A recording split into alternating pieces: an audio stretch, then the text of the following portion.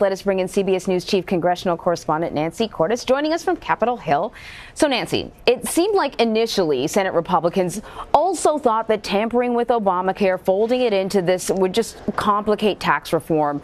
So why do you suppose they began to warm up to the idea? It's not just the president's tweets, is it? It isn't. It's cold, hard cash.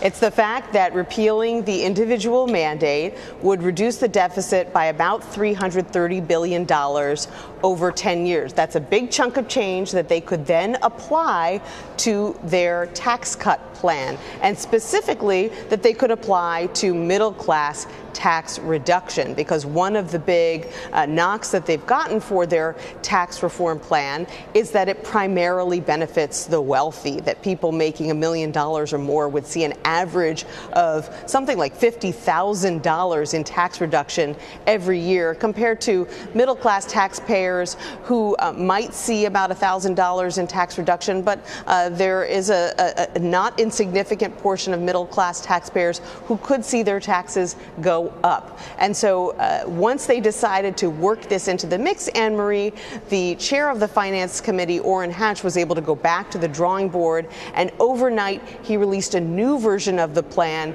that does things like bump up the child tax credit from $1,650 to $2,000. It reduces rates in 3 of the middle income tax brackets by another half a percent. And so Republicans are hoping that making those changes will enable them to claim that nearly all, if not all, middle class taxpayers will, at the very least, if they're not getting a tax cut, will not see their taxes go up. Okay, so Speaker Paul Ryan said that the House version of the GOP tax plan, which will be voted on by the full House, I think, by tomorrow, that's the plan, it's not going to include a repeal of the individual mandate. But he also said, look, as you heard in that clip, if the Senate can get it done, maybe by the end of the process, that will be included. So how do you see this playing out? Well, you know, the House plan is so far along at this point. They are hoping, as you pointed out, to vote tomorrow. So why would you do something to rock the boat at this late date? Their plan is essentially set.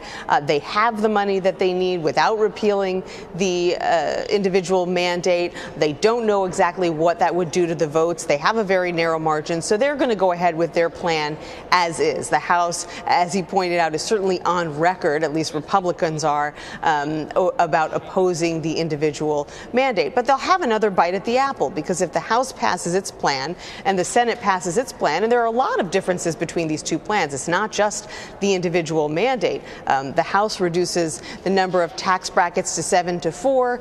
The Senate plan keeps the number of brackets at 7. It just changes the rates within each of those brackets. And so there's a lot of work that will have to be done to take these two plans and merge them into one, and the individual mandate would just be a part of that process, what's known as a conference committee, where you take what's passed by the House and what's passed by the Senate and try to meld them together. And that's, by the way, not a very simple process. Oftentimes we've seen legislation fall apart at the conference committee stage because the House and the Senate can't agree on a compromise. So the fact that one of these plans includes an individual mandate repeal and the other one doesn't could certainly complicate things when you get to that stage, if the House and the Senate are able to pass their own plans first. Big if, for sure.